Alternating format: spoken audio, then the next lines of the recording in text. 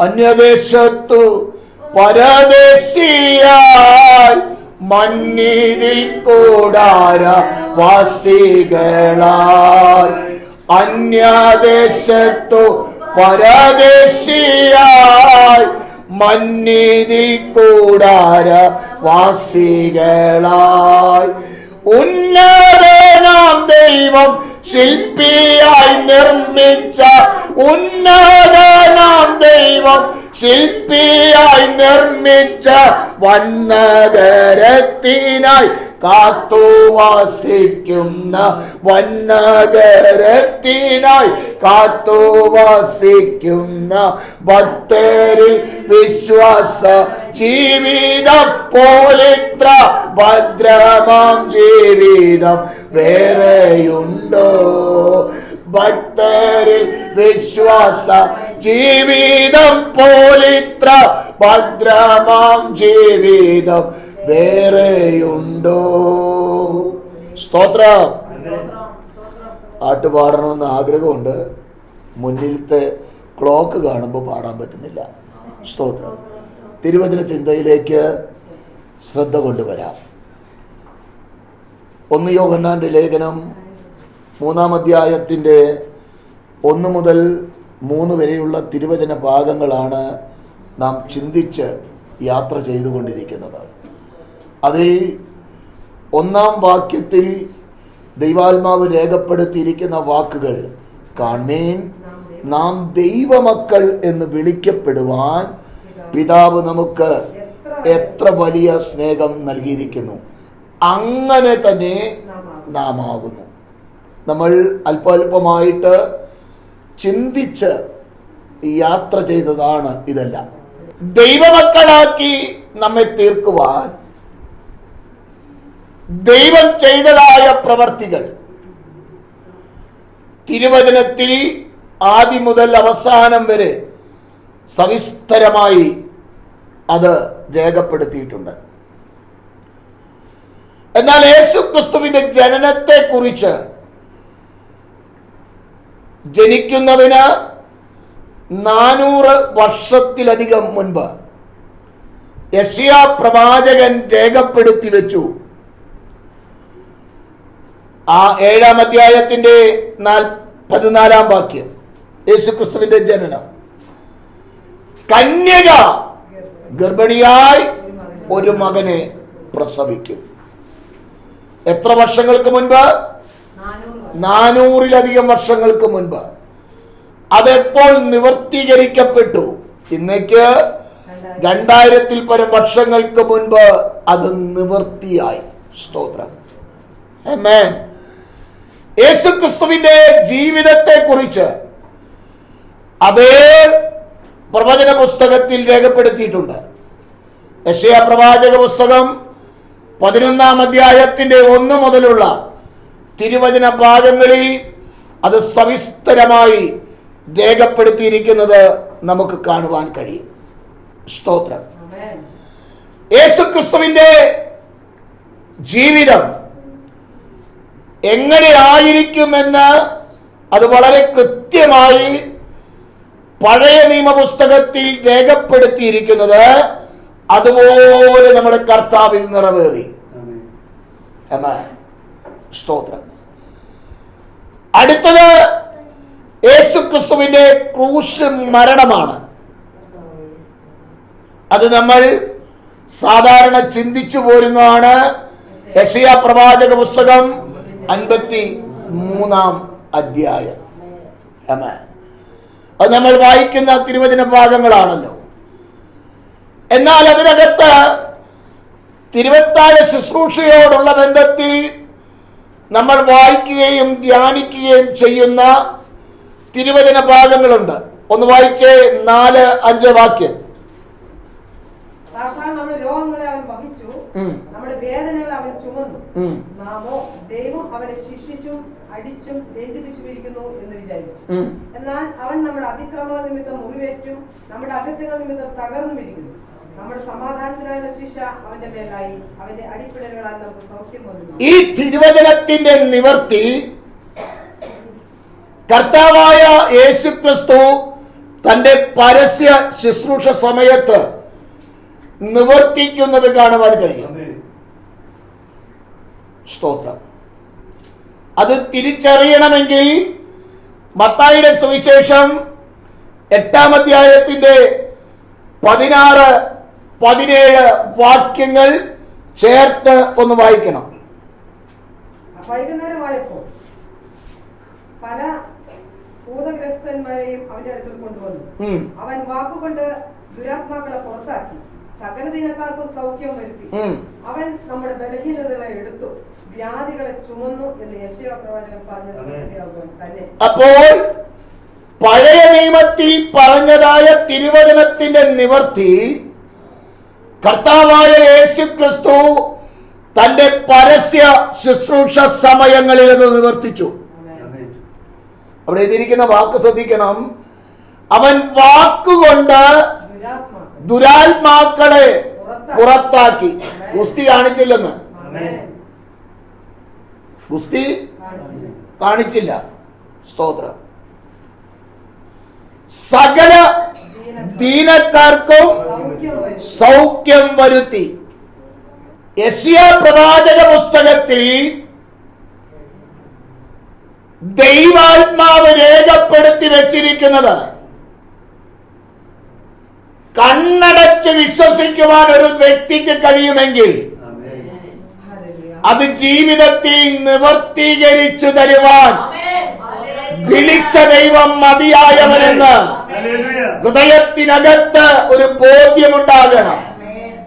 53:1 ദൈവാത്മാവ് രേഖപ്പെടുത്തി വെച്ച് ഞങ്ങൾ കേൾപ്പിച്ചത്. ഇത് വിശ്വസിക്കാൻ ഇത്ര ബുദ്ധിമുട്ടാണെന്ന്. അതാ പ്രശ്നം. സ്തോത്രം. ഈ വചനം പറയുന്നത് കണ്ണടച്ച് വിശ്വസിക്കാൻ ഇച്ചിരി ബുദ്ധിമുട്ടാ.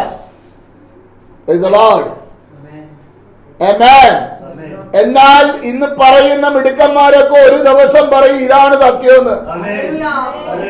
പ്രയോജനം ഉണ്ടാകില്ല. സ്തോത്രം. സത്യമാണെന്ന് പറയുകയും ചെയ്യും, നരകത്തിലേക്ക് തള്ളുകയും ചെയ്യും. അവിടെ കരച്ചിലും പല്ലുകടിയും. സ്തോത്രം. അന്ന് ഈ പരിണാമം ഒന്നും പറഞ്ഞുകൊണ്ട് നടന്നിട്ട് ഒരു കാര്യം ഉണ്ടാവില്ല. ഞാൻ പലപ്പോഴും ചോദിക്കാറുണ്ട് പലരോടും, പരിണമിച്ചു, ശരി, അത് സത്യമാണെങ്കിൽ അങ്ങനെ ആകട്ടെ, പിന്നെ ഒന്നും ഉണ്ടാകുന്നില്ലല്ലോ, അതെന്താ?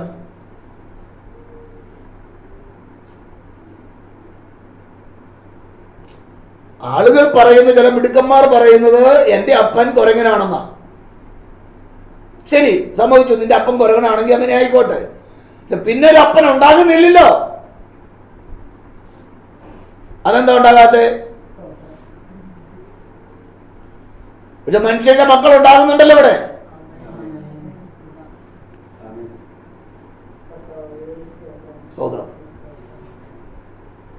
വെറുതെ കുറെ മണ്ടത്തരം പറഞ്ഞുകൊണ്ട് നടക്കുക. എന്നാൽ ഈ ദൈവത്തിന്റെ വചനം ഇത് ജീവനുള്ളതാണ്. ഈ വചനത്തെ ചോദ്യം ചെയ്യാതെ ഒരുവൻ അനുസരിച്ചാൽ അവന്റെ ജീവിതത്തെ രൂപാന്തരപ്പെടുത്തുവാൻ, അവന്റെ അവസ്ഥകൾക്ക് മാറ്റം വരുത്തുവാൻ, മാറ്റി മറിക്കുവാൻ കഴിവുള്ളതാണ് ഈ വചനം. സ്തോത്രം. കൃപയാൽ അത് അനുഭവിച്ച ഒരു വ്യക്തിയാണ് ഞാൻ. ആമേൻ. വെറുതെ നിന്ന് എന്തെങ്കിലും പറയുന്നതല്ല. ദൈവത്തിന്റെ കരുണ കൊണ്ട്, ദൈവത്തിന്റെ മഹാദയ കൊണ്ട് 23 വർഷത്തിലധികമായി ഈ ശരീരത്തിൽ ഒരു മെഡിസിൻ കയറ്റിയിട്ടില്ല. സ്തോത്രം. രോഗങ്ങൾ വരാഞ്ഞിട്ടല്ല, അതിന്റെ മുൻപിൽ എന്റെ ദൈവം എനിക്ക് മതിയായവനാണെന്ന് ഉറച്ചു വിശ്വസിക്കുവാനോ ആശ്രയിക്കുവാനോ കഴിയുന്നത് കൊണ്ട്, സ്തോത്രം, എന്റെ ദൈവം എനിക്ക് മതിയായവൻ. അതനുഭവിപ്പാൻ കൃപയാൽ കഴിഞ്ഞുകൊണ്ടിരിക്കുന്നു. കാൽവരി ക്രൂശിലെ മരണം ഏതെങ്കിലും വ്യക്തികൾക്ക് തോന്നിയത് കൊണ്ടോ പെട്ടെന്നുണ്ടായ ഒരു ചിന്ത കൊണ്ടോ സംഭവിച്ചതല്ല. ലോകസ്ഥാപനത്തിനു മുൻപ് എന്നെയും നിന്നെയും ക്രിസ്തുവിൽ തെരഞ്ഞെടുത്ത്, ഹല്ലേലൂയ, ഏത് നിലയിൽ മനുഷ്യനെ ഈ ഭൂമിയിൽ സൃഷ്ടിക്കണമെന്ന് ഉടമസ്ഥൻ തീരുമാനിച്ച, ഹല്ലേലൂയ, തന്റെ സ്വരൂപത്തിലും സാദൃശ്യത്തിലും മനുഷ്യരെ സൃഷ്ടിച്ചു. എവിടെ നിന്ന്? ഈ ഭൂമിയിൽ നിന്ന് മണ്ണെടുത്ത് ഒരു രൂപമുണ്ടാക്കി അതിനകത്ത് ജീവശ്വാസമൂതി മനുഷ്യൻ ജീവനുള്ള ദേഹിയായി തീർന്നു. സ്തോത്ര. പരിണമിച്ച് മനുഷ്യനാകുന്നുവെങ്കിൽ ഈ പരിണമിച്ച കുരങ്ങിന് സ്ഥലകാലബോധമില്ലല്ലോ. ഇന്നൊരു പരിധിവരെ മനുഷ്യൻ കുരങ്ങിന്റെ മാതിരി ആകുന്നുണ്ട്. എന്തിനു വേണ്ടിയാണ് കർത്താവായ യേശുക്രിസ്തുവിന്റെ ക്രൂശ് മരണം നടന്നത്? അത് തിരുവചനം പറയുന്നുണ്ട് വളരെ കൃത്യതയോടുകൂടെ. മനുഷ്യന്റെ പാപത്തിന് പരിഹാരം വരുത്തുവാൻ വേണ്ടിയാണ് ആ കാൽവറി ക്രൂശിൽ കർത്താവായ യേശുക്രിസ്തുവിന്റെ മരണം സംഭവിച്ചത്. ആ മരണം നിമിത്തം മനുഷ്യവർഗത്തിന്, നമ്മൾ വായിച്ച വാക്യം മറക്കരുത്, കാൺമീൻ, നാം ദൈവമക്കൾ എന്ന് വിളിക്കപ്പെടുവാൻ പിതാവ് നമുക്ക് എത്ര വലിയ സ്നേഹം നൽകിയിരിക്കുന്നു, അങ്ങനെ തന്നെ നാം ആകുന്നു. അപ്പോസ്തലൻ ഈ വാക്കുകൾ പറയുമ്പോൾ കർത്താവായ യേശുക്രിസ്തുവിന്റെ ജനനം വരച്ചു കാട്ടി. ഹല്ലേലൂയ. യേശുക്രിസ്തുവിന്റെ ജീവിതം വരച്ചു കാട്ടി. യേശുക്രിസ്തുവിന്റെ ക്രൂശ് മരണം വരച്ചു കാട്ടി. എന്നിട്ട് പറഞ്ഞു, എനിക്കും നിനക്കും വേണ്ടി പ്രതിപകരം മരണം കൈവരിക്കുവാൻ പുത്രനെ കൈവിട്ട അല്ലെങ്കിൽ പിതാവിന്റെ സ്നേഹം കാണേൻ, നാം ദൈവമക്കൾ എന്ന് വിളിക്കപ്പെടുവാൻ എത്ര വലിയ സ്നേഹം നൽകിയിരിക്കുന്നു. അത് അനുഭവിച്ചവനാണ് കേട്ടോ ഈ യോഹന്നാൻ. അത് നഗ്നമായ കണ്ണുകൾ കൊണ്ട് കണ്ടവനാ. സ്തോത്രം. അവനതാ ലേഖനത്തിൽ പറയുന്നുണ്ട്, ഞങ്ങൾ കണ്ടതാണ്, ഞങ്ങൾ തൊട്ടതാണ്, ഞങ്ങൾ മനസ്സിലാക്കേണ്ടതുപോലെ മനസ്സിലാക്കിയതാണ്. അവനിൽ എന്തില്ല? ഇരുട്ടില്ല, അവനിൽ വെളിച്ചം മാത്രമേ ഉള്ളൂ. ഹല്ലേലൂയ. വെളിച്ചത്തിൽ നടന്നാൽ മാത്രമേ ഈ ദൈവമായി കൂട്ടായ്മ ഉണ്ടാകുവാൻ പറ്റുകയുള്ളൂ. ഈ ലോകത്തിലെ ഒരു ദൈവങ്ങൾക്കും അവകാശം പറയാൻ കഴിയില്ല, എൻ്റെ രൂപം പോലെ നിങ്ങളും ആകണമെന്ന്. പറയാൻ പറ്റുമോ? പറ്റുമോ? സ്തോത്രം. എന്നാൽ കർത്താവായ യേശുക്രിസ്തു നിങ്ങൾ എന്നെ പോലെ ആകണമെന്നാണ് പറയുന്നത്. അതാണ് ഞാൻ സേവിക്കുന്ന ദൈവത്തിന്റെ പ്രത്യേകത. അതാണ് നമ്മൾ സേവിക്കുന്ന ദൈവത്തിന്റെ പ്രത്യേകത. സ്തോത്രം. ഹല്ലേലൂയ. ദൈവവേദിലെ ഇത് മനസ്സിലാക്കേണ്ടതുപോലെ ഒന്നും മനസ്സിലാക്കിയാൽ, ഇന്നും നമ്മൾ വേണ്ടതുപോലെ മനസ്സിലാക്കിയിട്ടില്ല. അല്പം എന്ത് ചെയ്തിട്ടുള്ളൂ? മനസ്സിലാക്കിയിട്ടുള്ളൂ. അല്പം മനസ്സിലാക്കിയിട്ട് ഇത്രയും സന്തോഷം ഉണ്ടെങ്കിൽ അറിയേണ്ടതുപോലെ അറിഞ്ഞു കഴിഞ്ഞാൽ സ്തോത്രം. പിന്നെ നമ്മളിവിടെ സ്പ്രിങ്ങിൽ നിൽക്കുന്ന മാതിരിയായിരിക്കും നിൽക്കുക. സ്തോത്രം. മുടന്തൻ തുള്ളിച്ചാടിയത് എങ്ങനെയാണെന്നുള്ളത് വേദപുസ്തകത്തിലൊന്ന് വായിക്കണം. അവൻ തുള്ളിച്ചാടി നിൽക്കടാന്ന് പറഞ്ഞാൽ അവൻ നിൽക്കുന്നില്ല, സ്പ്രിങ്ങേലാണെന്ന്. ചിലര് പരിശുദ്ധാത്മാവിന്റെ അഭിഷേകം പ്രാപിച്ചു കഴിഞ്ഞാൽ തുള്ളൽ തുടങ്ങി കഴിഞ്ഞാൽ പിന്നെ നിർത്തില്ല. ഹല്ലേലൂയ. മണിക്കൂറുകൾ തുള്ളും, ശരീരത്തിന് ഒരു ക്ഷീണം ഉണ്ടാകില്ല. ഹല്ലേലൂയ. ഇത് തുള്ളിക്കുന്ന പരിപാടിയല്ല. എന്നാൽ ഇത് അല്ലെങ്കിൽ അകത്ത് കയറുമ്പോൾ സ്വയമായി തുള്ളുന്ന പരിപാടിയാണ്. സ്തോത്രം. അനേകരും തുള്ളിക്കുവാൻ നോക്കുമ്പോൾ ഇതകത്ത് കയറേണ്ടതുപോലെ കയറിയാൽ നീ തുള്ളാൻ തുടങ്ങുമെന്ന്, അത് നിർത്താൻ കഴിയില്ലെന്ന്. ഹല്ലേലൂയ.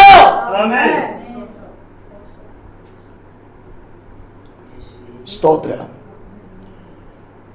ഈ കർത്താവിന്റെ ക്രൂശ് മരണത്തിൽ ശുദ്ധീകരണം പ്രാപിച്ച നമ്മുടെ ജീവിതത്തിൽ ജീവിക്കാൻ വേണ്ടതായ നിലവാരത്തിൽ ദൈവ സാന്നിധ്യം സദാ അനുഭവിക്കുവാൻ വേണ്ടിയാണ് പരിശുദ്ധ-ആത്മാവിനെ നൽകിയത്.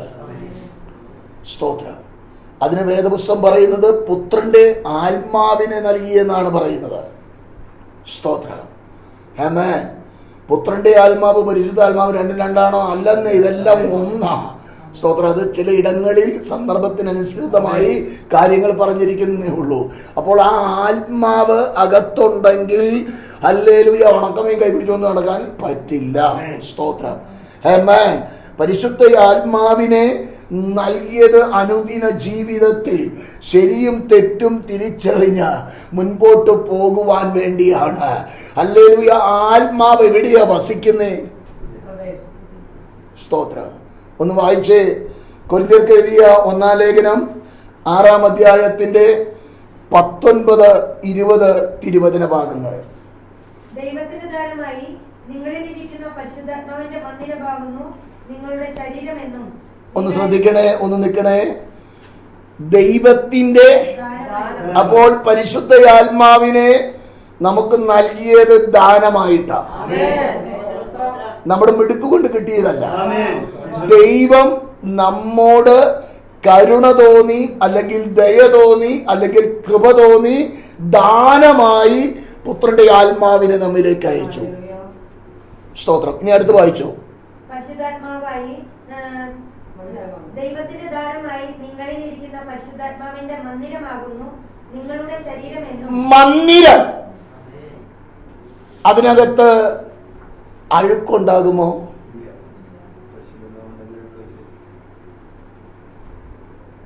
അപ്പൊ അഴുക്കുണ്ടെങ്കിലോ? സ്തോത്രം. ലോകപരമായി ഒന്ന് ശ്രദ്ധിച്ചാൽ മതി. ഒരു മന്ദിരം എന്ന് പറയുമ്പോൾ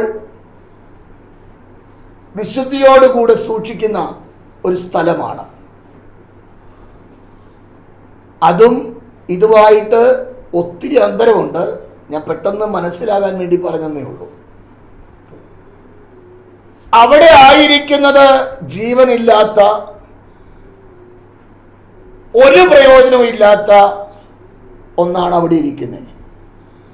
എന്നാൽ നമ്മിലുള്ളത് പരിശുദ്ധ ആത്മാവ് എന്ന് പറയുന്നത് നാം ഈ കാണുന്ന പ്രപഞ്ചത്തെ സൃഷ്ടിച്ച സൃഷ്ടാവാണ് നമ്മിലിരിക്കുന്നത്.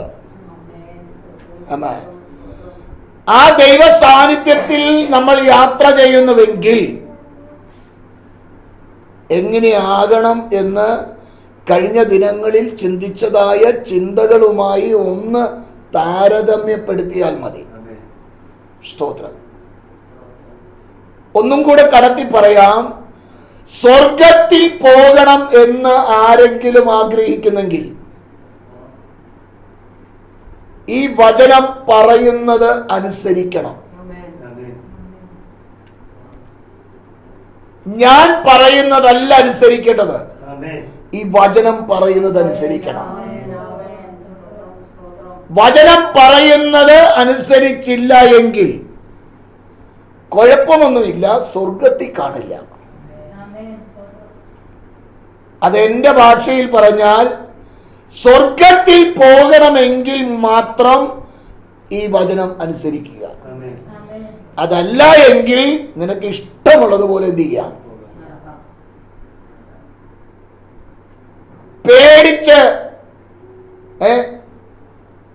പാസ്റ്റർ കാണോ, വിശ്വാസി കാണോ, മറ്റാരെങ്കിലും അറിയോ? എന്തിനാ അങ്ങനെ പേടിക്കണേ? ഇനി ഞാൻ പറയുന്ന വാക്കോട്ടെ, ഒന്നെങ്കിൽ മദ്യപിക്കുകയാണെങ്കിൽ മുടിഞ്ഞ മദ്യപാനിയാകുക. ഇനി മറ്റേതെങ്കിലും കുരുത്തക്കേട് ചെയ്യുന്നെങ്കിൽ അത് നിന്നെ കൊണ്ട് ചെയ്യാൻ പറ്റുന്നിടത്തോളം അങ്ങ് ചെയ്യേ. തൃപ്തിയാകുമ്പോൾ അങ്ങ് ചെയ്യ. പോയി കിടക്കുന്ന സ്ഥലത്ത് കിടന്ന് ഇങ്ങനെയെങ്കിലും ഒന്ന് ആശ്വസിക്കാലോ.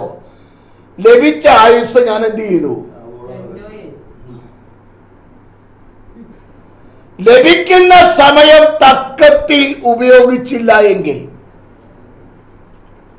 ഇപ്പോൾ ഇന്ന് പകൽ ദൈവസന്നിധിയിൽ പുതുതായിട്ടായിരിക്കുന്ന ഓരോ വ്യക്തികളോടും ദൈവാത്മാവിൽ ഞാൻ വിളിച്ചു പറയുകയാണ്, നിങ്ങൾ ഇവിടെ വന്നതല്ല, നിങ്ങളെ ദൈവം കൂട്ടിവരുത്തിയതാണ്. എന്തിനു വേണ്ടി? ഈ സത്യം ഒന്ന് മനസ്സിലാക്കുവാൻ, തിരഞ്ഞെടുക്കുവാൻ സ്വാതന്ത്ര്യം മുൻപിലുണ്ട്. അത് അവനവന്റെ ഇഷ്ടമാണ്. ആരെയും എന്റെ ദൈവം നിർബന്ധിക്കില്ല. നാളെ ഇത് അറിഞ്ഞില്ലെന്ന് പറയാൻ പറ്റുമോ? പറയാൻ പറ്റുമോ? ഇതറിയാത്തത് കൊണ്ടാണ് ഞാൻ ഇങ്ങനെ ആയതെന്ന് പറയാൻ പറ്റുമോ? ചിരിക്കാനല്ല, എസ് അവർണോ. സ്തോത്രം.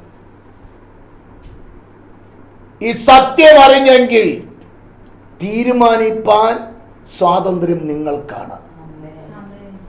ആരും ആരെയും നിർബന്ധിക്കില്ല. ഒരു ചെറിയ എക്സ്ക്യൂസ് കൊടുത്തു കഴിഞ്ഞാൽ ഇതിനകത്ത് പലരും വന്നു കയറിയിരുന്നേനെ. എക്സ്ക്യൂസ് കൊടുക്കാത്തത് കൊണ്ടാണ് ഇവിടെ അതാ കാര്യം. അത് വേറെ ഒന്നും കൊണ്ടല്ല. ഇവിടെ വരുന്നവർ നിങ്ങൾ തരുന്ന എന്തെങ്കിലും മേടിച്ച് നമാനമാന്നും പറഞ്ഞ് നമ്മാനല്ല, നിങ്ങൾ അവിടെ എത്തണമെന്നൊരാഗ്രഹം എനിക്കുണ്ട്. നിങ്ങൾ ഒന്നും തന്നില്ലെങ്കിലും ദൈവം എന്നെ നടത്തും. കാരണം എന്നെ വിളിച്ചത് ദൈവമാണ്. ദൈവം നടത്താൻ മതിയായവനാണ്. അവിടെ എത്താതെ, സത്യം നിങ്ങളോട് പറയാതെ, ഇന്നലെ ദേവദാസൻ പറഞ്ഞ കാര്യം ഓർക്കുന്നുണ്ടോ? എന്റെ ആലോചന സഭയിൽ നിന്നാൽ ആകാത്ത വഴികൾ എന്ത് ചെയ്യും? ആകാത്തത് കാണുമ്പോഴാണ് ഇവിടെ ചൂട് പിടിക്കുന്നത്. അപ്പോഴാണ് കാര്യം പറയുന്നത്, അല്ലാണ്ട് നിങ്ങളോട് പിണക്കം ഉണ്ടായിട്ടല്ല. സ്തോത്രം. നിങ്ങൾ എങ്ങനെ നടന്നാൽ എനിക്ക് തന്നെ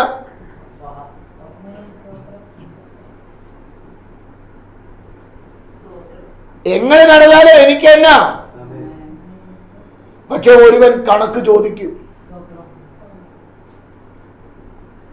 അന്ന് തമ്പുരാൻ നിങ്ങൾ കാണില്ല, ഞാൻ നിൽക്കേണ്ടി വരും. ചോദിക്കും, നിന്നോട് ഈ വചനത്തിന്റെ വെളിപ്പാട് ഞാൻ നൽകിയിട്ട് നിന്റെ മുൻപിലുണ്ടായിരുന്ന ജനത്തോട് നീ എന്തുകൊണ്ട് പറഞ്ഞില്ല? സ്വീകരിക്കുകയോ തിരസ്കരിക്കുകയോ അവരുടെ ഉത്തരവാദിത്തമാ. നീ എന്തുകൊണ്ട് പറഞ്ഞില്ല? അവിടെ ഞാൻ കിടന്ന് എന്ത് ചെയ്യേണ്ടി വരും? അതുണ്ടാകാതിരിക്കാൻ വേണ്ടിയാ ഞാൻ എൻ്റെ കാര്യം പറയുന്നത്. കേട്ടാൽ നിങ്ങൾക്ക് നല്ലത്, കേട്ടനുസരിച്ചാൽ എളിയവനും സന്തോഷം. അത്രയേ ഉള്ളൂ. മനസ്സിലാകുന്നുണ്ടോ? അതുകൊണ്ടാണ് ചിലത് പാടില്ല എന്ന് പറയുന്നതിന്റെ കാരണം. ഈ ലോകത്തോട് അനുരൂപരാകാൻ വേണ്ടിയല്ല ദൈവം നമ്മെ വിളിച്ചത്. സ്തോത്രം. മന്ദിരമാണ് നമ്മൾ. ആ മന്ദിരം എന്താകണം? വിശുദ്ധമാകണം. ആയേ പറ്റൂ. അല്ലാതെ എന്താകില്ല? സ്വർഗത്തിൽ പോകില്ല, പരിശുദ്ധ ആത്മാവും കാണില്ല. സ്തോത്രം. ഹേമൻ. ഒരു വാക്യം കൂടെ വായിച്ച് കൊരിന്ത്യർക്ക് എഴുതിയ 1 കൊരിന്ത്യർ 2:7-8 വാക്യം. ദൈവം ലോക സൃഷ്ടിക്ക് മുമ്പേ നമ്മുടെ തേജസ്സിനായി മുൻനിയമിച്ചതും മറഞ്ഞിരുന്നതുമായി ദൈവത്തിന് ജ്ഞാനമത്രേ മർമ്മമായി ഞങ്ങൾ പ്രസ്താവിക്കുന്നു. പൗലോസ് പറയുന്ന വാക്കുകൾ അടുത്ത വാക്യം തന്നെ വായിക്കാം. അത് വായിക്കാം. ലോക സൃഷ്ടിക്ക് മുൻപേ നമ്മുടെ തേജസ്സിനായി, ആ വാക്ക് ശ്രദ്ധിക്കണം, കർത്താവായ യേശു ക്രിസ്തുവിൽ വെളിപ്പെടുത്തിയ തേജസ്, ആ തേജസ് നൽകാൻ വേണ്ടിയാണ് ഇത്ര വലിയ സ്നേഹം നൽകിയത്. ആ തേജസ് നൽകുമെന്നുള്ളതിന്റെ ഉറപ്പാണ് നമ്മിൽ പരിശുദ്ധ ആത്മാവിനെ അയച്ചത്. മറ്റൊരിടത്ത് പറയുന്നുണ്ട് ലേഖനത്തിൽ, അച്ചാരമായി തന്നിരിക്കുക പരിശുദ്ധയാത്മാവിനെ. വീണ്ടെടുപ്പ് നാളിനായി മുദ്രയിട്ടിരിക്കുകയാ പരിശുദ്ധാത്മാവിനെ കൊണ്ട്. ആ പരിശുദ്ധയാത്മാവിനെ കളിപ്പിച്ച് ജീവിച്ച സ്വർഗത്തിൽ പോകുമോ? സ്തോത്രം. കുഴപ്പമില്ല. ആമേൻ. കുഴപ്പമുണ്ടെന്ന വചനം പറയുന്നേ. അതുകൊണ്ടാണ് ഈ വചനങ്ങൾ ശക്തമായി നിങ്ങളോട് പറയുന്നത്. അവിടെ പൗലോസ് പറയുകയാണ്, പരിശുദ്ധാത്മാ നിയോഗത്താൽ നമ്മുടെ തേജസ്സിനായി മുൻ നിയമിച്ചത്. അതെന്തായിരുന്നു? മറച്ചു വെച്ചിരിക്കുകയായിരുന്നു. ആമേൻ. വെളിപ്പെടുത്താതെ അത് മറച്ചു വെച്ചിരിക്കുകയായിരുന്നു. എന്നാൽ ദൈവത്തിന്റെ കൃപയാൽ സഭയ മണവാട്ടിക്ക്, പുതിയ നിയമസഭയ്ക്ക് അത് മറ നീക്കി വെളിപ്പെടുത്തിക്കൊണ്ട് ദൈവത്തിന്റെ കൃപയ്ക്കായി ഞാൻ സ്തോത്രം ചെയ്യാം. ആ ദൈവത്തിന്റെ ജ്ഞാനമാണ് ഞങ്ങൾ മർമ്മമായി പ്രസ്താവിക്കുന്നേ. ഇനി കർത്താവായ യേശുക്രിസ്തുവിന്റെ കാര്യം പറയുന്നേ. അത് ഈ ലോകത്തിന്റെ പ്രബുദ്ധന്മാർ അറിഞ്ഞില്ല. ആര്? ഞങ്ങള് വലിയ ഞങ്ങളാരാണ്? മഹാപുരോഹിതനാണ്. ഞാൻ ആരാണ്? ന്യായശാസ്ത്രിയാണ്. സ്തോത്രം, സ്തോത്രം. ഇന്ന് പെന്തക്കോസ്ത് സഭകളിൽ നേതാക്കന്മാരുണ്ട്. അവരുടെയൊക്കെ വെയിറ്റ് കണ്ടു കഴിഞ്ഞാൽ എവിടെ പോകുന്നുള്ളത് എനിക്കറിയില്ല. തമ്പുരാൻ നിശ്ചയിക്കട്ടെ. സ്തോത്രം. യഥാർത്ഥമായി ദൈവകൃപയുടെ ജ്വലനം ഒരുവനിൽ ഉണ്ടായാൽ അവൻ താഴ്മയോടെ സഞ്ചരിക്കുന്ന ഒരു വ്യക്തിയായിരിക്കും. സ്തോത്രം. ഹല്ലേലൂയ. താഴ്മയാണ് ദൈവകൃപയുടെ യഥാർത്ഥ അടയാളം. ആമേൻ. സ്തോത്രം. അവിടെ എഴുതിയിരിക്കുന്ന വാക്ക്, പ്രഭുക്കന്മാർ ആരും അറിഞ്ഞില്ല. അറിഞ്ഞിരുന്നു എങ്കിൽ അവർ തേജസ്സിന്റെ കർത്താവിനെ, നമുക്ക് ഈ കൃപായുഗം ലഭ്യമാകില്ലായിരുന്നു. ഇതിനിടയിൽ തമ്പുരാൻ ഒരു കൃപായുഗത്തെ കയറ്റി വെച്ചതുകൊണ്ട് ഭാഗ്യവശാൽ ബോവസിന്റെ വയലിൽ എത്തിപ്പെട്ടതുപോലെ ഒരു യോഗ്യതയുമില്ലാത്ത, ഒരു ശ്രേഷ്ഠതയുമില്ലാത്ത എന്നെയും നിന്നെയും എന്റെ ദൈവം കണ്ടു.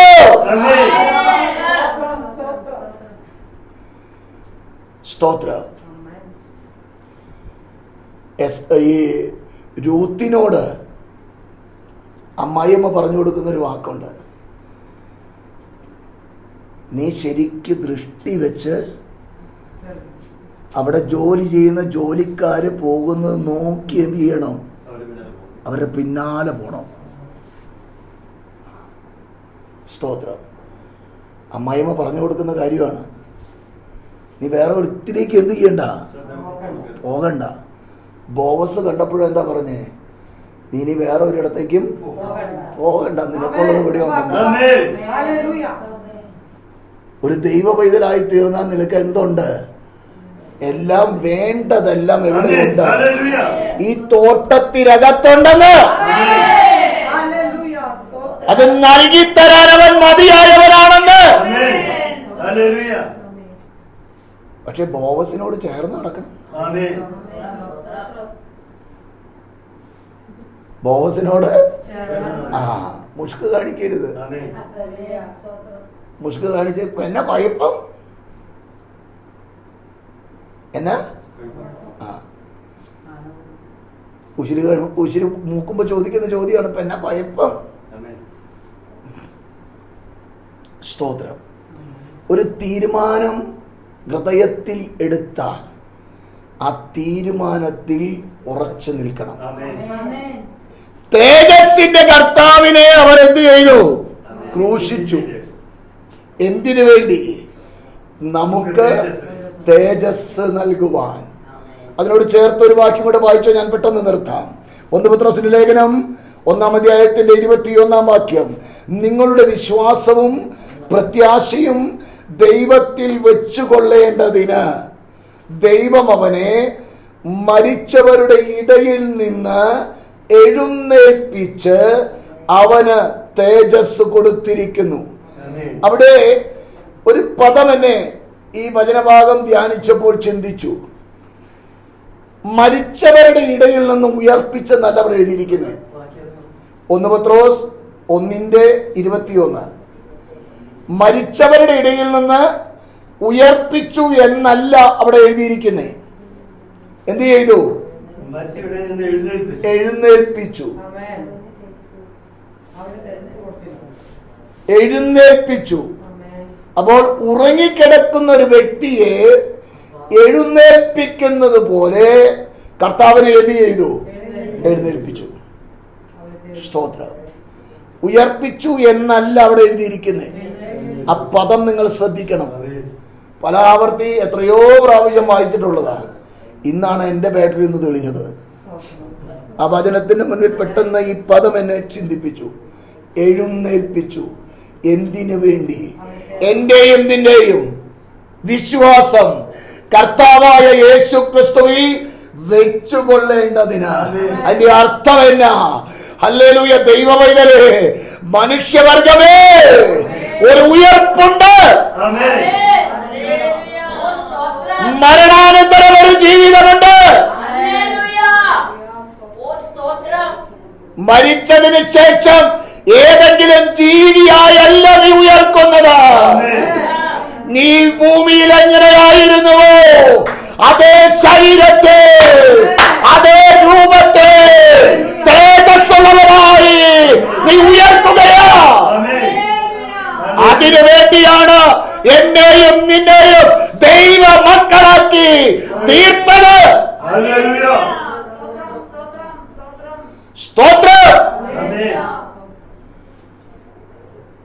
അടുത്ത വാക്യം വായിച്ചു വിടാം, പിന്നെ ചിന്തിക്കാം നമുക്ക്.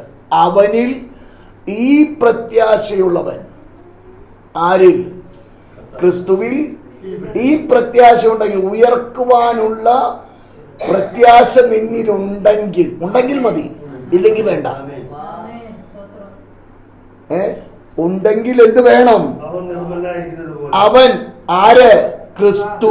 ക്രിസ്തു നിർമ്മലനായിരിക്കുന്നത് പോലെ തന്നെ തന്നെ നിർമ്മലീകരിക്കണം. ഇവിടെ തായും പായും പറഞ്ഞ നടക്കില്ല. തട്ടിപ്പ് പരിപാടി നടക്കില്ലെന്നേ. ദൈവമായുള്ള ബന്ധത്തിൽ ജീവിക്കുന്നുവെങ്കിൽ വിശുദ്ധിയോടുകൂടെ ജീവിപ്പാൻ വിളിക്കപ്പെട്ടവരാണ് ദൈവമക്കൾ. സ്തോത്രം. ആ ദൈവത്തോട് ചേർന്ന് യാത്ര ചെയ്യണം. ആമേൻ. വ്യക്തമായ ഒരു മാതൃക കാണിച്ചു തന്നു. എത്ര ദിവസം ഈ ഭൂമിയിൽ ഉണ്ടായിരുന്നു എന്ന വചനം പറയുന്നത്? 40 നാൾ. ആമേൻ. ശിക്ഷഗണത്തിനും 500-ലധികം ആളുകൾക്കും പ്രത്യക്ഷപ്പെട്ട് ഞാൻ ജീവിച്ചു. സത്യമാ. കാൽവരി ക്രൂശിൽ മനുഷ്യന്റെ പാപത്തിന്റെ പരിഹാരത്തിന് വേണ്ടി മരിച്ചു എന്നുള്ളതും യാഥാർത്ഥ്യമാണ്. എന്നാൽ മരിച്ചവരുടെ ഇടയിൽ നിന്ന് ആദ്യജാതനായി ഞാൻ ഉയർത്തെഴുന്നേറ്റിരിക്കുകയാണ്. Hallelujah, hallelujah. ഈ തേജസ് പ്രാപിപ്പാൻ വേണ്ടിയാണ് എന്നെയും നിന്നെയോ ദൈവം വിളിച്ചതെന്ന് ഇന്ന് പകൽ ഒരു ബോധ്യം ഉണ്ടാകട്ടെ. സ്തോത്രം. അവൻ നിർമ്മലനായിരിക്കുന്നത് പോലെ തന്നെ തന്നെ, ആരും സപ്പോർട്ട് വേണ്ട. കുരുത്തക്കേട് എന്ത് ചെയ്തിട്ടുണ്ടെന്നുള്ളത് വേറെ ആരും തലേ കൈ വെക്കണ്ടെന്നേ. അവനവന് തന്നെ അറിയാമല്ലോ. അതിന് പ്രവാചകം വരണോ? വേണ്ട. എല്ലാവർക്കും അവനവർക്കറിയാം എന്ത് കുരുത്തക്കേടാ ചെയ്തത്. അത് നന്നായി അറിയാം. മരിച്ചവരുടെ ഇടയിൽ നിന്ന് ഉയർത്തെഴുന്നേൽപ്പിച്ചത് എന്തിനു വേണ്ടിയാ? വചനം പറയുന്നത് നിന്റെ വിശ്വാസം. നിന്റെ പ്രത്യാശ ദൈവത്തിൽ വെക്കണം. ദൈവത്തിന്റെ പദ്ധതിയാണ്. നാളെ നീ എന്തിനാ രക്ഷിക്കപ്പെട്ടത്, നീ എന്തിനാ ദൈവവൈതലായത് എന്നാരെങ്കിലും ചോദിച്ചാൽ അതിന് ഉത്തരം നിനക്ക് നൽകണമെങ്കിൽ എന്നെ വിളിച്ചതായ നാഥൻ മരിച്ചവരുടെ ഇടയിൽ നിന്നും ഉയർത്തവനാ. അവനോട് കൂടെ ഒരു നിത്യത എനിക്കുണ്ട്. അതിനു വേണ്ടിയാണ് ഞാൻ ദൈവ പൈതലായത്. ഈ ലോകത്തിൽ എന്തെങ്കിലും പ്രാപിപ്പാനല്ല, നിത്യതയിൽ ഹല്ലേലൂയ കർത്താവിനോട് കൂടെ ആയിരിക്കാൻ വേണ്ടിയാണ് ഞാൻ രക്ഷിക്കപ്പെട്ടത്, ഞാൻ സ്നാനപ്പെട്ടത്, ഞാനൊരു ദൈവ പൈതലായത്, ഒരു വിശുദ്ധ ജീവിതം ജീവിക്കുന്നത്. എനിക്ക് നിത്യത വേണം, നിത്യത വേണം. സ്തോത്രം. അതാണ് പരമപ്രധാനമായ ലക്ഷ്യം. എന്നാൽ ആയുസ് ദൈവം നൽകിയാൽ ഈ ഭൂമിയിൽ വേണ്ടുന്നത് അതത് സമയങ്ങളിൽ നൽകി ആദരിക്കുന്ന ഒരു ദൈവമാണ്. നാം ആരുടെയും മുൻപിൽ ലജ്ജിച്ചു പോകുവാൻ ദൈവം അനുവദിക്കില്ല. സ്തോത്രം. വിശ്വസ്തയോടുകൂടെ നീ നിന്നാൽ ചോദിക്കുന്നതിലും ഹല്ലേലൂയ അത്യന്തം പരമായി നിന്നിൽ പ്രവർത്തിക്കുന്ന ഒരു ദൈവത്തിന്റെ പ്രവൃത്തിയുണ്ട്. ആ പ്രവൃത്തിയുടെ കരോ കാണുവാൻ തക്കവണ്ണോ ദൈവത്തിന്റെ പ്രവൃത്തിയുടെ അളവറ്റ ഹല്ലേലൂയ ആ പ്രവൃത്തി നിന്നിൽ വെളിപ്പെടുത്തി നീ ആരെയാണ് വിശ്വസിച്ചത്, നീ ആരുടെ വകയാണ് എന്ന് നിന്നിലൂടെ വെളിപ്പെടുത്തുവാൻ ദൈവം മതിയായവനാണ്. സ്തോത്രം. ഞാൻ എന്റെ വാക്കുകൾ ഇവിടെ നിർത്തുകയാ. കരുണയുള്ള പിതാവേ, അനുഗ്രഹീത സമയത്തിനായി സ്തോത്രം. അങ്ങയുടെ സന്നിധിയോടടുത്ത് വരുവാൻ സ്വർഗത്തിലെ ദൈവം സഹായിച്ച ദൈവകൃപയ്ക്കായി സ്തോത്രം ചെയ്യുന്നു. അങ്ങയുടെ കരങ്ങളിൽ അങ്ങയുടെ പാദമെടുത്ത് ഏൽപ്പിക്കുന്നു നാഥനെ. ദൈവിക പ്രവൃത്തിയും ദൈവമുഖത്വവും വെളിപ്പെടട്ടെ. ദൈവകരുതൽ കാണുവാനിടയാകട്ടെ, ദൈവ സാന്നിധ്യം കാണുവാനിടയാകട്ടെ. അരുമനാഥനെ, ഞങ്ങളുടെ പ്രത്യാശ വർദ്ധിക്കട്ടെ. വിശുദ്ധിയോടെ ജീവിപ്പാൻ കൃപ നൽകണം നാഥ. അവിടുത്തെ പ്രവൃത്തി ഞങ്ങളെ വെളിപ്പെടുത്തണം. അപ്പരേ അങ്ങയുടെ കരത്തിൽ അതിനായി ഏൽപ്പിക്കുന്നു. ഞങ്ങളെ മറ്റുമായി അനുഗ്രഹിക്കും ക്രിസ്തുവേശുവിൻ നാമത്തിൽ തന്നെ. ആമേൻ, ആമേൻ, ആമേൻ.